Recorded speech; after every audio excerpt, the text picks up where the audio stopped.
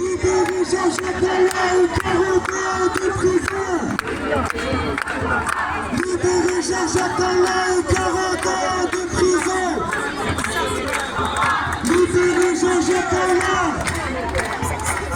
Bonjour à toutes et à tous.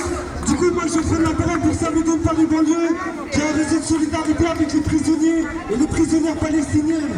Comme ça a été dit juste avant moi, il y en a parmi vous, ça fait des années qu'ils luttent, il y en a qui sont arrivés après le début du génocide.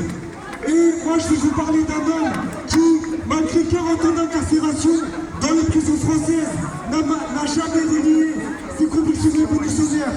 Cet homme-là, depuis 40 ans, il refuse de renier son soutien à la Palestine.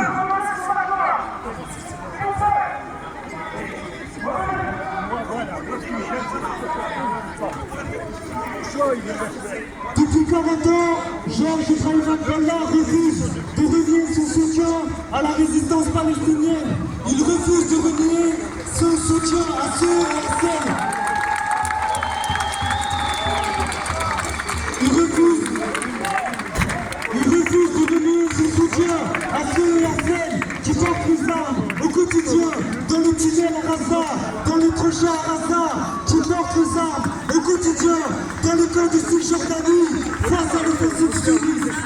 Georges Ibrahim Abdallah refuse de renier son soutien à ceux et celles qui, par leur travail associatif et militant, par leur travail politique et culturel, ravivent la flamme de la résistance du peuple palestinien auprès de la population, auprès de la jeunesse palestinienne, que ce soit par l'éducation, par la culture, par le sport. Georges Ibrahim Abdallah reste celui qui, en France, a fait le plus grand sacrifice pour la résistance palestinienne. Georges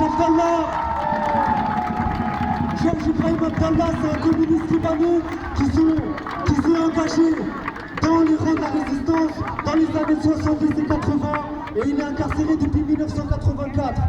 Il est libérable depuis 1999.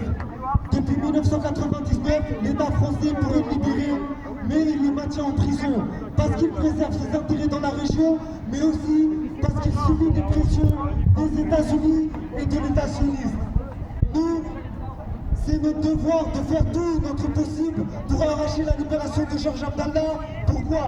Parce qu'on voit qu'après 12 ans de génocide, la résistance à Gaza, elle refuse d'abandonner ses prisonniers et ses prisonnières dans les prisons sionistes. La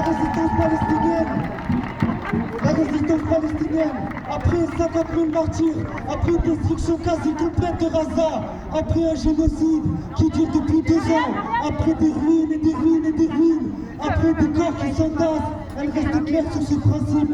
Elle n'acceptera la négociation d'un cessez-le-feu et d'un arrêt du génocide uniquement s'il y a une quantité suffisante de prisonniers et prisonnières qui sortent des prisons sionistes, parce que ce sont les prisonniers qui portent en eux le renouveau de la résistance palestinienne et l'assurance que la lutte de libération nationale passera à ce beau cap et arrivera à arracher la victoire. Si on prend la parole ici, c'est pour rappeler une date qui est importante.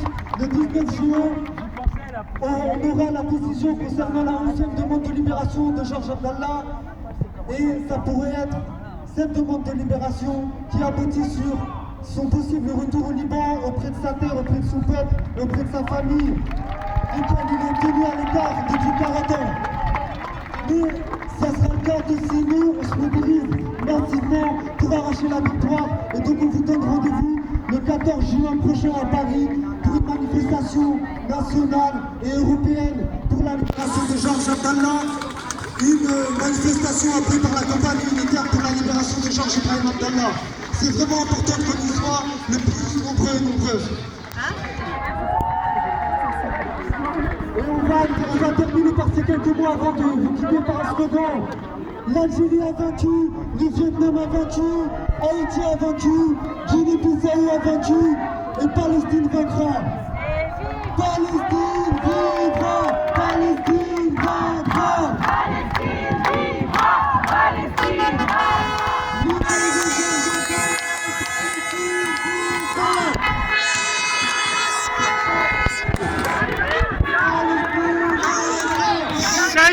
Salaud, sioniste, fasciste, raciste, salaud.